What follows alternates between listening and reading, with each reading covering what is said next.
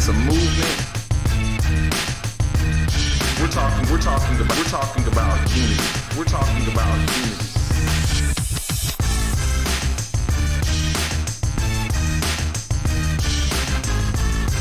So we're aimed to taking down the system of race by educating, enlightening, informing, and positively debating with those who have counterviews.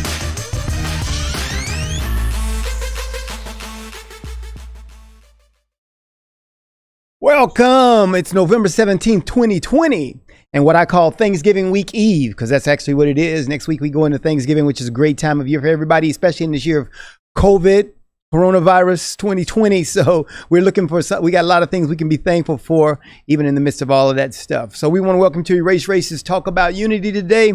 And as always, I'm your host, Carlin Charleston, saying we need to erase race, but I've also got my Erase Race co-host, Richard Jennings. He's coming in via satellite today, as I call it. He's coming in virtually. So we just want to welcome Richard. So Richard, say hey, hello to everybody. Welcome. Hello.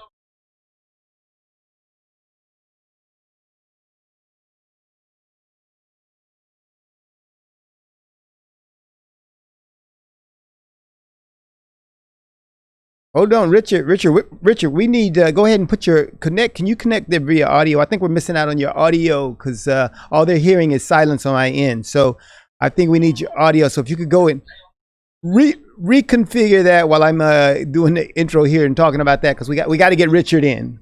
All right, you're back in now. You're back in. So we're good. All right, so go ahead and continue with what you were saying. Welcome aboard, Richard. Welcome again. Well, I am excited to be a part of what E.R.A.S.E is doing, especially during this election season. I love technology that we can jump in and do this remote, but I don't like it when it doesn't work. But right now we seem like it's working. So yeah, let's see. All right, let's get our setup straight here, because now we got your audio, but we didn't have your video.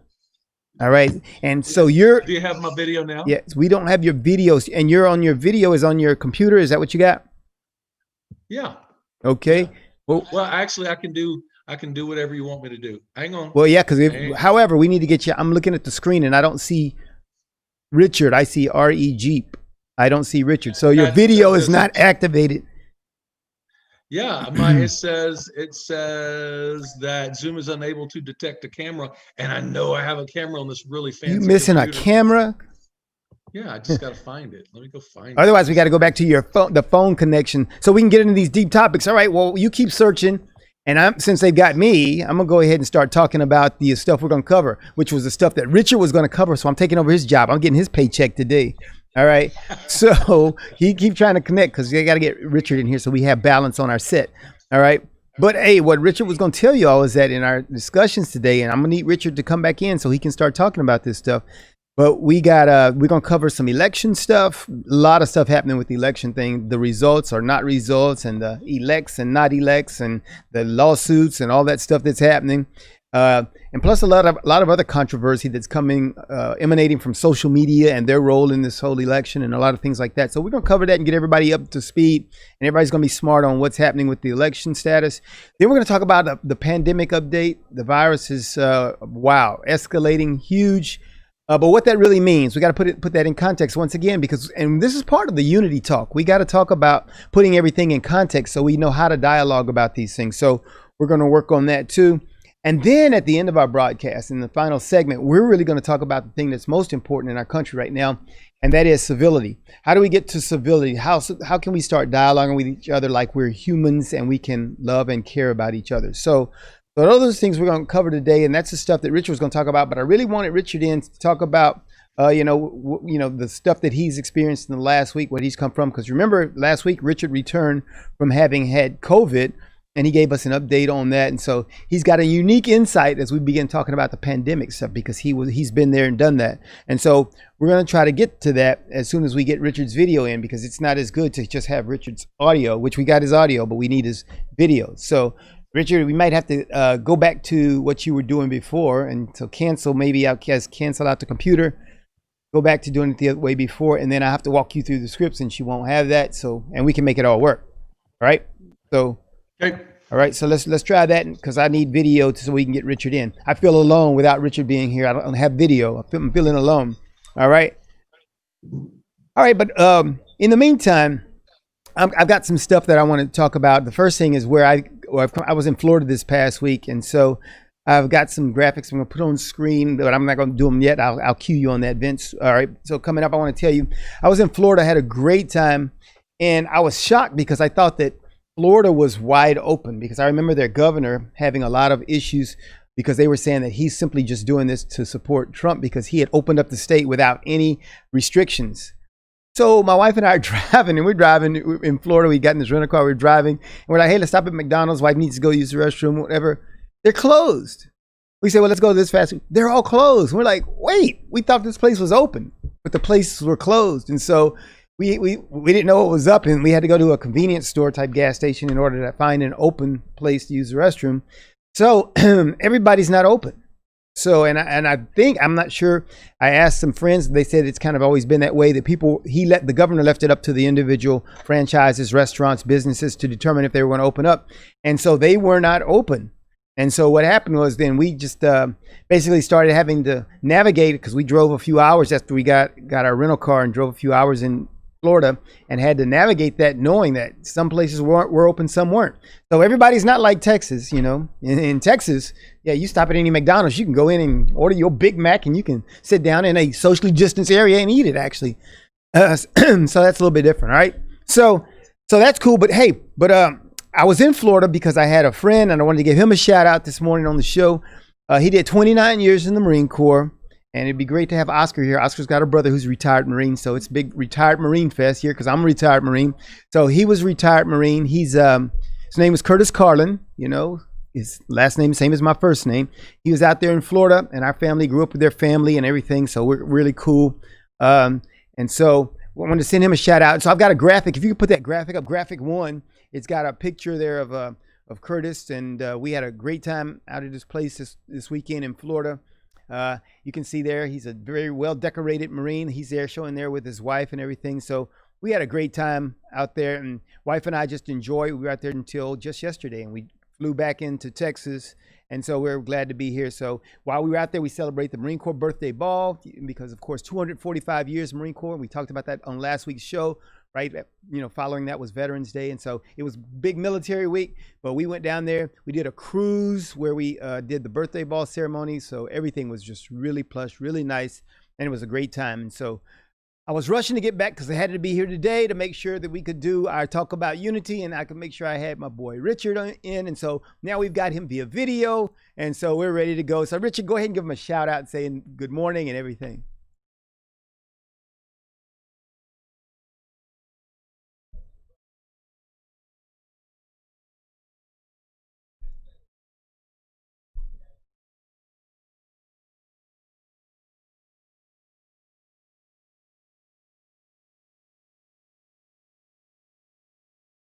Hey, Richard, I got you fine, but they're saying they're not getting you in your mic.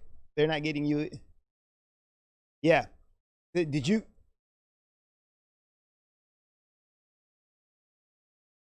Your Zoom mic. So you're via your phone, right? Are you zooming now via phone? So you need to, I guess, connect your audio via the phone then. Yeah, that's what he did. He connect.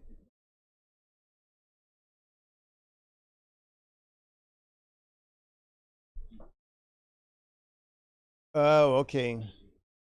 Okay. So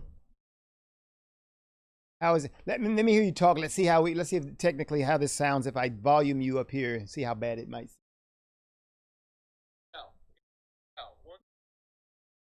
Sorry about this. No, he's saying he's not getting you. He's only getting you through the microphone that I've got. So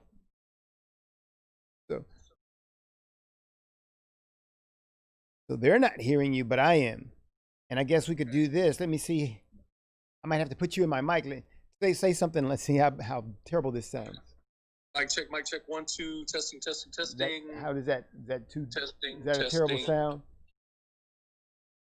Go ahead, keep talking. Hello. Hello, 1, 2, 3. 5, 6, 7, 8. Testing 1, 2, 1, 2, 1, 2, 1, 2. All right, so he says you're coming through pretty loudly, so I might just have to do this and might have to rig it this way. All right. Wow. This is called, hey, in the Marine Corps, this is what we do. We adapt, we improvise, and we make it happen. Adapt, adjust, and overcome is what we say in the Marine Corps. We adapt and we improvise. We adapt, improvise. We got to adjust. We can. And so, this election season is just, is something. Hey, well, let's use that word. This election season is something we still don't have, although everybody is telling media, conservative and liberal media is telling the president that he needs to concede, but yet none of the electoral college votes have been cast yet, and so he's going through his legal process like every other president before him did. All right, hey, so we're going to talk about that later. All right, yeah, you're getting deep here. We're going to talk about that later. We were just giving you the welcome back thing because I want to talk about some other stuff before we get to the meat. You're trying to get to the meat. We got to go to the commercial break before we get to the meat. We're going to do that later. All right, so okay, so let me get back. Let me back up a little bit. Back up. I'm healthy, Rewind. I'm well. Everything's good. I tested negative for the corona and got all my tests. Let everybody know. Still, a lot of people are scared they're just looking at me like I'm an alien. But I got all my tests, got my antibodies. Everything's good. Everything's great. My whole family's doing good, and so ready for Thanksgiving. But no, I'm just glad that this avenue of technology that I get to connect with you guys today.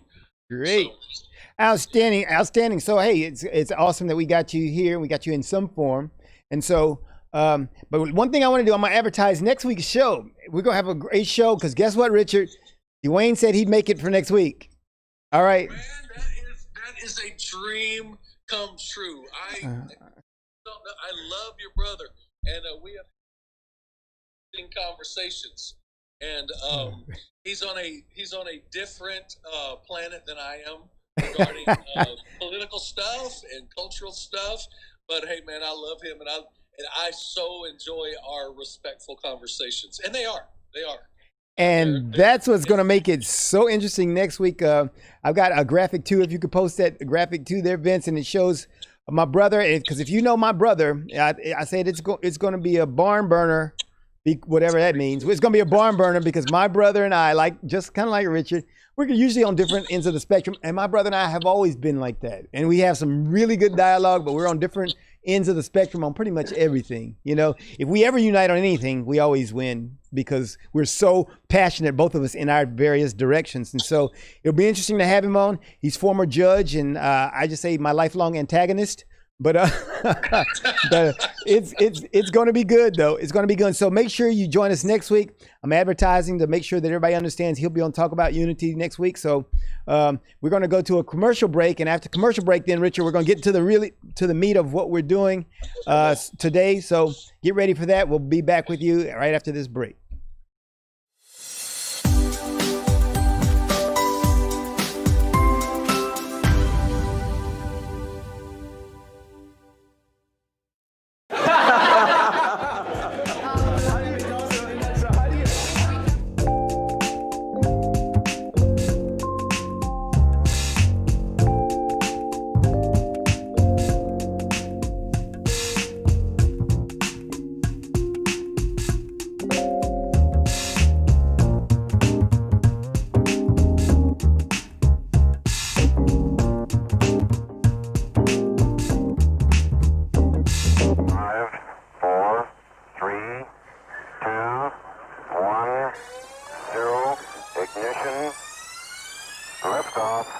Don't push me because I'm close to the edge. I'm trying not to lose my head. Hey, this is the Talk About Unity show where I bring the talk. And I bring the unity. And together we talk about unity. Unity is what matters. Come on. And right now in our country, that's what we've got to do. So we do that here at Talk About Unity on the Edge Radio Network. Be with us every week. It's going to be awesome. It always is. And I tell you what, the more we seek first to understand, then be understood, we make progress. And we like to do that. And that's why everybody's on the brink. We love what we do at Edge Radio because everybody's on the edge. We bring them back from the edge and we bring the unity. So we're just glad the Edge Radio Network every Tuesday morning, 10 a.m. talk about unity because here at Edge Radio Network, truth still matters.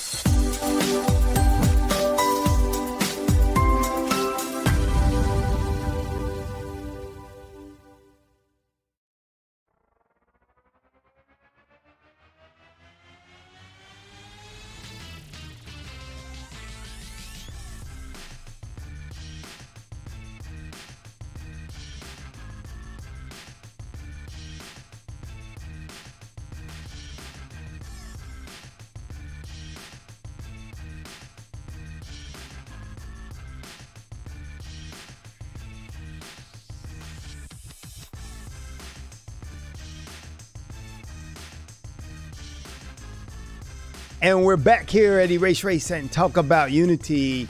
Your host, Carlin Charleston, with my co-host there, Richard Jennings, coming in via satellite. And we're ready for our agenda for the day. And the first thing we want to do is we want to start talking about this election, post-election chaos. So, Richard, where are we? Give us some perspective. Where are we?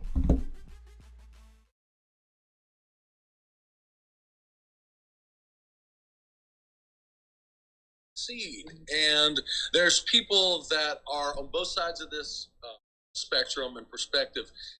The bottom line is he's doing what every other president before him has done, that if there is a legal path for him to win the election, he's choosing that, just making sure that this is his statement, that all the legal votes cast and all of the are not counted. So people could so many different ways. Bottom line is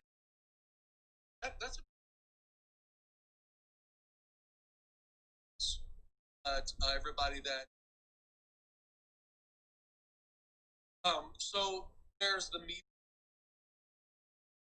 all over the place, right and left, liberal, conservative, Republican, that they're like, you just need to concede. And there's other people screaming, "Don't let's go down this whole thing." I really hope we figure this out. I don't think we're going to figure it out on this particular election cycle because there's just too much water under the bridge at this point. Like we said last week, or I said last week, that I think to just have a complete redo election, and that's very highly unlikely. That's highly unlikely. I'd see Donald Trump 2024, and that would just bear out. Not everybody, but a lot of people will bear out. But bottom line is there's a lot of and there's a lot of things that need to be fixed and are for the integrity of our elections, and we're nowhere close to being where everybody can look back at this election and say, he lost the election fair and square. I don't think that will say that, but there, people, whether it's throwing away ballots or in the pandemic as a legitimate, just a V to do all this. It's just a mess, and people's reactions, lawsuits, this whole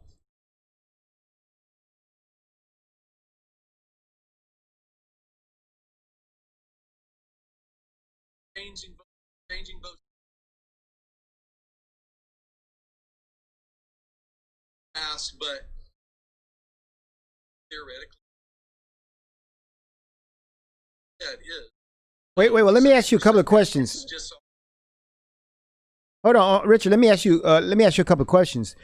First, because I want to get to that Dominion server because I want you to give us some background on what's happening there, what the issue is. But the first question is: have any of his lawsuits or anything has it changed any election results thus far? Yeah, there's some stuff in Georgia and some other states where I think the thing like a member that had some election that had the election data on it voted that was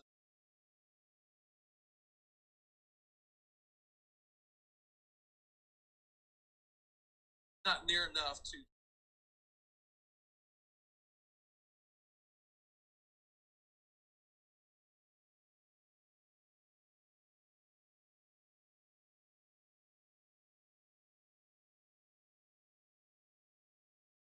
they filed that, and it was relating to that the observers, the conservative or Republican observers, were not able to observe. Watching, they were poll watchers, basically, Right. Mm-hmm. and they could not their job as a. But in other counties,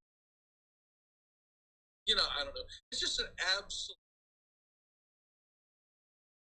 fighting.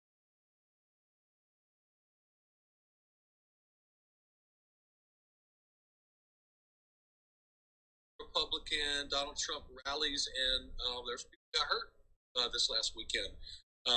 It is really getting heated, and the reactions of the people is not good. We should be able to come out of an election and go fair and square. My guy lost, or fair and square. My guy or lady won. Mm-hmm. And right now we're nowhere near that. I would hope to think that we would grow up during this particular election cycle, regardless of who's going to be in that Oval Office. All right. Yep. Hey, so that's civility talk. We're gonna get to there now. Tell us about Dominion Server. Yeah. So that's good stuff. We'll talk about it. Yeah, because we're gonna talk about civility in our last segment, so we'll cover that. Tell us about this Dominion Server thing you're talking about, because I'm really kind of clueless on that. Tell us what happened. Give me background. Okay. So this thing has been around for a little while, and there are. I hate to even use the word liberal and conservative, because if things were only if the shoe was on the other foot, everybody would scream about they were the one that was being disenfranchised. Mm-hmm. What the word on the street is, this Dominion Server actually what it does is it changes the votes from one candidate to the other candidate. And I don't know. I don't understand exactly how that goes. That is, but there's many people on the Democratic side that says this is just came out of Donald Trump's ear, right? Like just smoke that came out of his. Just made it up. Like he just made this whole Dominion Server up. But there's some people in high level places that have popped up on different conservative news channels and news feeds, and they're like, no, this is serious, this is real. And of course, we're not in those, and we don't know exactly what's true, but this Dominion Server thing is getting some traction and really causing a lot of people to get messed up over this thing. But basically, in a nutshell, the Dominion Server being stated that has the background change votes from one candidate to the other in a way where it's really hard to detect. So the Dominion Server, where was that a server that was used throughout states, or was that in a particular place or location? What is the Dominion Server? The server was in Germany, and they, the last feed that I saw was that our government actually has in possession, they have this Dominion Server, right? How much of that is actually true? I don't know. I mean, we're hearing these things, and we don't see it on mainstream media, and so it's really hard to say is it true? Is it not true? But everywhere you look in social media right now, we see conversations about this Dominion Server, which is cause the hair on the back of your neck to stand up. I mean, if somebody can create a computer program to switch votes undetected, I mean, the integrity of not just a presidential election, but every election is in jeopardy. I believe it was in Georgia today that there were so many discrepancies relating to the election and there was another person like in a office in their state that they are going to redo for that particular candidate, but not the presidential election. And so now President Trump is wanting to throw it out and just do a redo for that particular state. And all this started at the same time Dominion Server. So I don't know if Dominion was actually a part of that particular thing, but it's definitely getting a lot of scrutiny and a lot of media attention. We should see a lot about that again today. I just really hope they can put this to bed, because if we don't have confidence in the integrity of our election, regardless of what side of the aisle you're on, this is one of those contentious things that could really cause some serious issues in our country. Yeah, I don't want to throw all that out. You understand what I'm saying? This could really be a big. We don't get this figured out. yeah, and we talked about that last week. We talked about the significance of making sure the process is legitimate. Because if the process is not legitimate, then that means our leaders will no longer be legitimate. And if we don't have legitimate leadership, then there'll always be these challenges to that leadership. And we'll end up like one of what we call the banana republics. I mean, we'll be a place where people don't really respect authority, the authority that's in charge. And we'll be a country where you talk about a coup happening every week or something. And that's terrible and that's all because one of the things that we've always had in our republic here was that we had a bona fide, secure process of establishing leadership, and that process, once that comes under question, then that's terrible for any society. So there's some effort that needs to be expended to legitimize the election so that the people can understand, yes, you in fact do have a legitimate leader and not just someone that was arbitrarily put there through scheming and the things that seemed that could be at play here. Because you've got to have a process at least that's good enough in its follow-up that can validate when you do have these things happening. They need to be able to specifically identify these things did happen. If there's any essence that the Dominion server thing was true, they need to flush that out, get it clear, present it to the American people, because the American people, one thing that we need to have is that sense of security and truth. Because otherwise, I mean, we can in this day and age. I noticed that Zuckerberg and Dorsey are once again summoned to go to Washington D.C. and appear before some Senate committee. And that's the other thing about this: the role social media has played.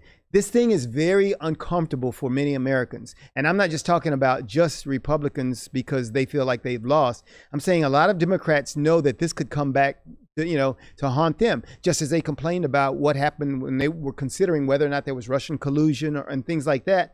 These are things that have to get fixed. And I don't think we fixed them because we've been talking about this before when Obama was still president, before 2016 election.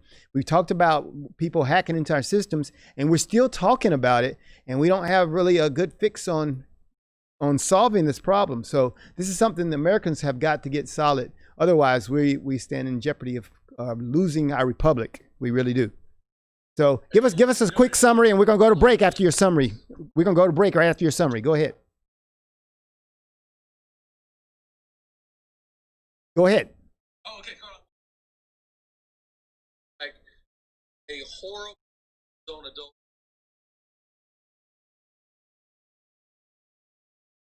The media or social media that we're just kind of jockeying over position and who has the most leverage and who has the most power just pushes the other person off the hill, and we never really make any progress as a country or culture.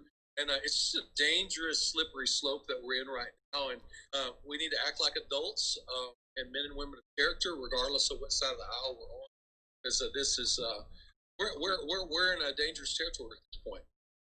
Yeah, and I think we'll cover that again too once we get to when we start talking about solutions, when we start talking about civility, because civility, as we all talk about in our third segment, is not just so we can get along. It's because we got to come up with solutions for problems like this. We talked last week about the two gazelles out in the pasture, and I don't know if that part got in the script, but the two gazelles were out in the pasture and they're fighting each other, and the lion is in the background, and you see him coming. Kind of what's happening in America. We're busy fighting each other, and there's a lion coming to take us all down if we're not careful. So we got to be careful about that. All right. So, hey, what we're going to do is, Richard, we're going to take a break and we're going to come back and we're going to talk pandemic. All right. We're going to talk pandemic before we get to our civility talk. We're going to talk pandemic. So we'll be back right after this. Talk about unity. Pandemic's happening.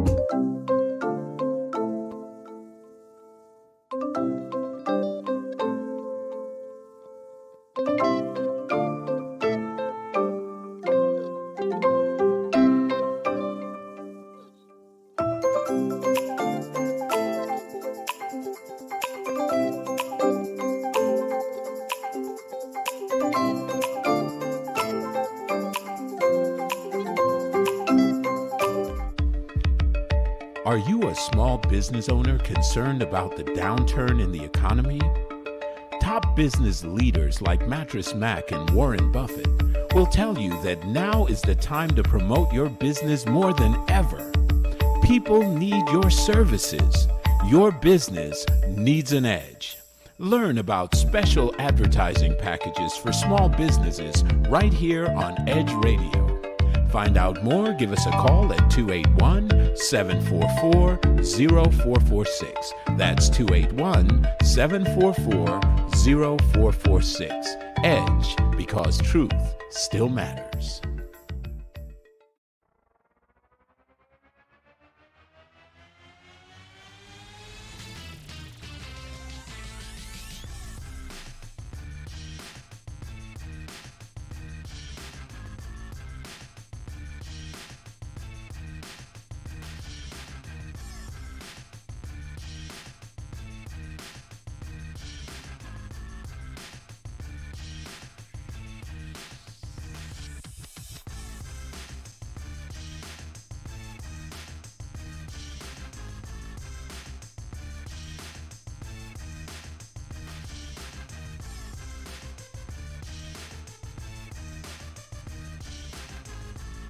And we're back, and we were so full of dialogue and conversation about the elections, we didn't get to our pandemic. So we're back, and we're going to get to our pandemic now. So, Richard, let's begin talking about the pandemic. I got some graphics that I want to show. I want to display some graphics that I got off of Bloomberg. So if you could put up graphic 3, and it shows the surge in daily cases. And if you look at what's happening there, you can see that we've got spikes, and the spikes that have happened over the last 15, if you look there, 10, 15 days has been phenomenal. It's just amazing that this is the highest number of cases for extended period of time that we've had. If you look, it used to be, less than half of that used to be the highs. If you look back in the middle of the year, July, which if you remember now too, July was a peak time for us. And we were talking about, wow, we got to get this under control. People were saying, because it was after 4th of July. So now we've gone way beyond that. And if you look at that, you can see yesterday we had 165,000 plus cases, and we'll see where we stand today and tomorrow. But boy, so what do you think, Richard? Where are we headed? And given that you've just come out of that stuff, where are we headed? What's going on? What should we be doing?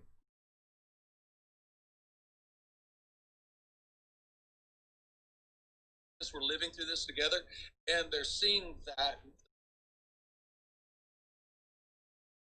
protocols to help people survive it. So the survival rate is going up.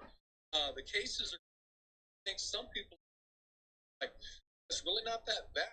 Just a headache, and I lose my appetite and my smell for a little bit, and a little bit of a cough, and so they see their neighbor, their friend, their relative recover quickly, and so all of a sudden they aren't really as cautious as they need to be, and maybe even some organizations are laxing on their requirements to. So they don't mind getting it, huh? So they don't mind getting it, is what you're saying? Yeah, because everybody else around them is recovering so quickly. My situation, 2.5 weeks, and I just had a really bad headache and was tired. And the recovery was really good. But, my thing is I took it very serious and had the medical community involved in my situation, was proactive with my meds, and just did everything I was supposed to do. And I don't want anybody to misread that.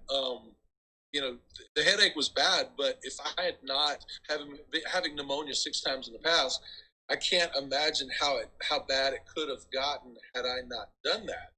Mm-hmm. And so I think some of this is being misinterpreted as that corona is really not that bad. So for some people, young people, they recover quickly, but for those that are older or that are compromised or have previous issues, it goes bad really fast. We've in our community, we've lost a few people, and just tragic because they were, although older in age, were the picture perfect vision of health, and then now they're not with us anymore. So we really do have to take it serious. And the vaccines are coming, and some people don't want them. Others are like, what, I'm going to survive it. As a country, just the American community, we're going to have to navigate through this and really learn how to prefer each other. hopefully some of these medicines, whether like the president says now, whether it's a vaccine or other medicines and medical protocols, we're going to figure this out. But as you can see with the daily cases, we're nowhere near out of the woods on this thing. I'm glad to see that the deaths are down, meaning that our medical community is figuring some things out. But it doesn't mean you can't get it. And, even if the worst thing is that headache, let me just tell you, Carlin, that is the worst headache I've ever had in my life for 3 weeks. Just this splitting migraine was horrible. But for some, it's a whole lot worse than that. All right, so let me ask you this, and as I ask you this, I'm going to ask Vince to go up and put up our graphic number 4, because it's a color-coded map of the United States, and it shows, I guess it gives you an idea of how things are getting across the country, because in some of the states where it identifies, it does a 7-day rolling average, and it identifies by color code, and the ones that are darker red, like as you see Louisiana there, is really dark, and so they're really up, and like I said, 7-day rolling average. But in those areas that are light blue or gray, that means they're in a decline over that 7-day period. All right, so you starting to see some blue. Now, last week when I looked at this thing, there was none of the gray and light blue. Now you've actually got some of that in there. And so it seems like some areas are starting to, and like I said, there are some that are better than that, because there's, I think the lighter color, I can't remember which color it was, but it's where it's actually, well, the lighter blue and the lighter gray is decreasing. And then you got yellow, which is just up from 0 to 5% increase. And so if you look at this map, you only see Louisiana that's in a really dire situation. But you got all these other states that are in some state of slight increase to some actually in decrease, decrease. And I think that's one of the things we got to continue over time. But I put that map up because I want to ask you this question about what you think about this. So given that our death rates, if you look at those states, and you can click on those, I'm not advertising for Bloomberg, but if you go to Bloomberg, you can actually click on that map and it'll show you exactly the number of deaths and the number of deaths by day, and you can see the increase. And so what you'll find is that when we started this back in March, April timeframe, when we first realized COVID's here, whatever, then the percentages were up, and we were talking about a death rate of 25% in many states, and that was the average across the country. Now that average is down to 2-3%, and in some states 1%. So given that, does it seem like not just a herd immunity kicking in, but do you think it would be more beneficial for us to say, let's take precautions and let's open up and do business? Because if you're talking about a 1% death rate, that is really something that should not really, I think, be shutting down the economy. And what's your view? What do you think about that? Well, if you look at it just related to, in comparison to the seasonal flu, it's doing better regarding the death rate than seasonal flu.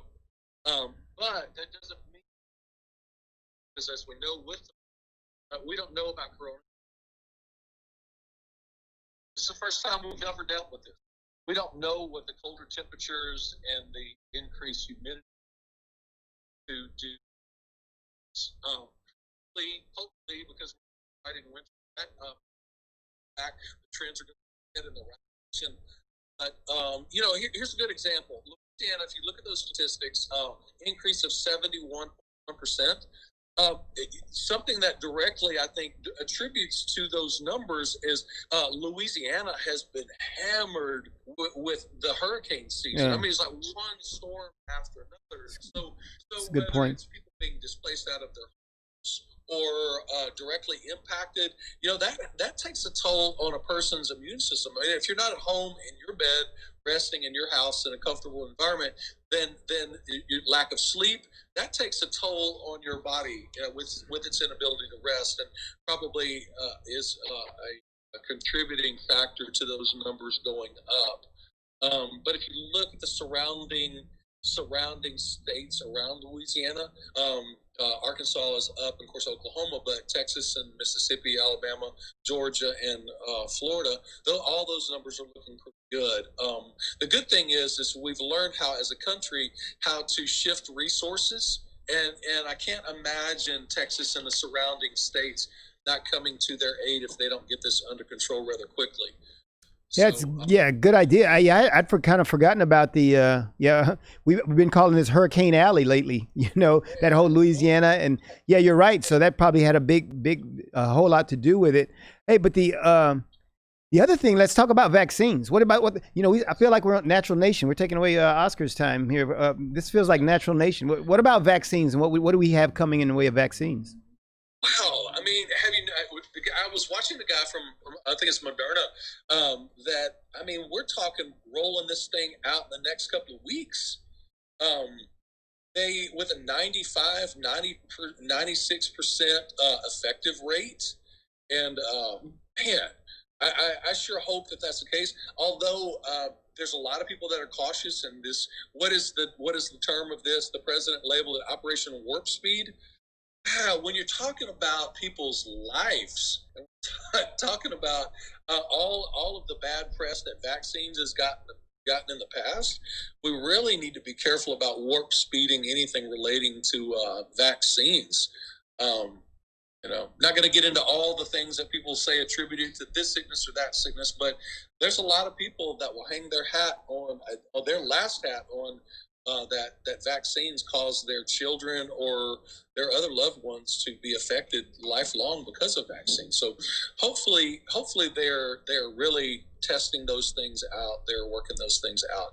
But what the president touched, he just alluded to it, but he didn't go into detail. And I wish we'd like to get some additional information is what are the other things that they're talking about doing other than medical protocol that is going to be able to combat this virus. But the promising information regarding the vaccines really, really felt good. I hope that they are not cutting any corners on that because people's lives are at stake. So are you hoping that everybody else gets vaccines so you don't have to? Oh yeah, you got antibodies. You don't need to. You got antibodies because you're already been a victim. So would you recommend people getting vaccines? Because Vice President elect said that she would not, if it came out during Trump's administration, she would not get a vaccine. She would not take it. Trump's vaccine is deadly, but Biden's got a good vaccine, but Trump's no. What do you think? I think that's a little irresponsible. I mean, yeah. Well, yeah. When you're sending a message, it's not even Trump. What is Trump in the lab creating? Can you see Trump's in the lab? He's got on his white jacket. His hair's all over his head, like creating a vaccine. He's not doing it. I don't care who's getting credit for advancements in medicine regarding corona, whether it's a vaccine or a aspirin. But it works. Come on, I don't care who gets credit for it. This whole politicians especially, but everybody just needs to up, especially during this election cycle. And let's just stop.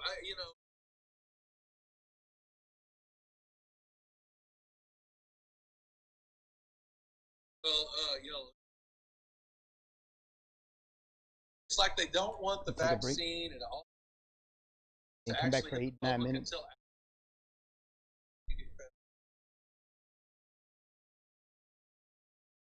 If it is worse.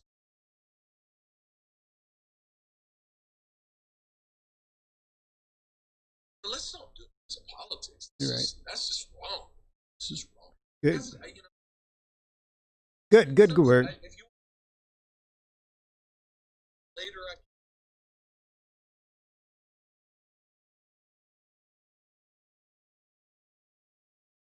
Mm-hmm. do not.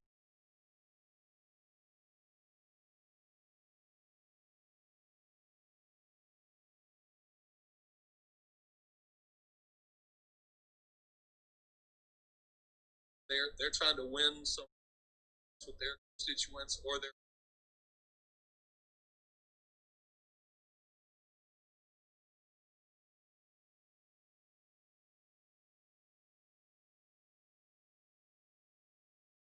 publics.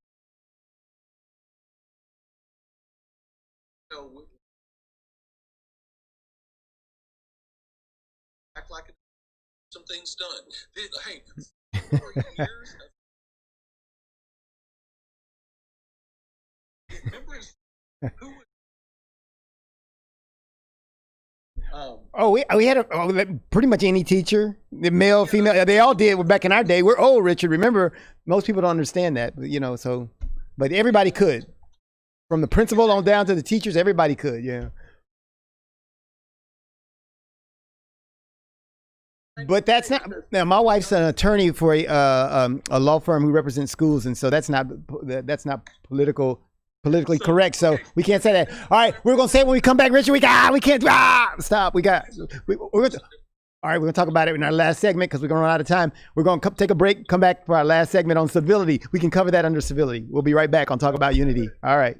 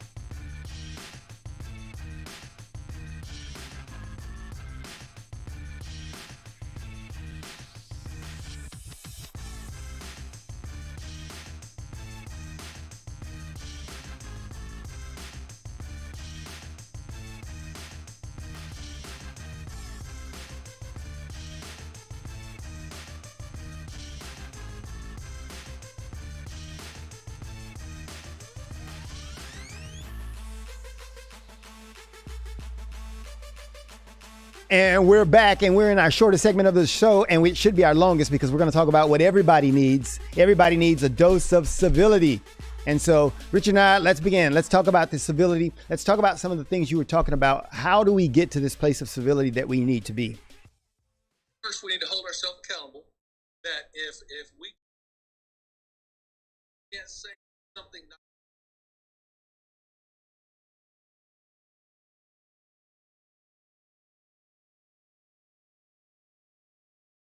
season those words, grace, and make conversation for someone to agree, disagree, and move.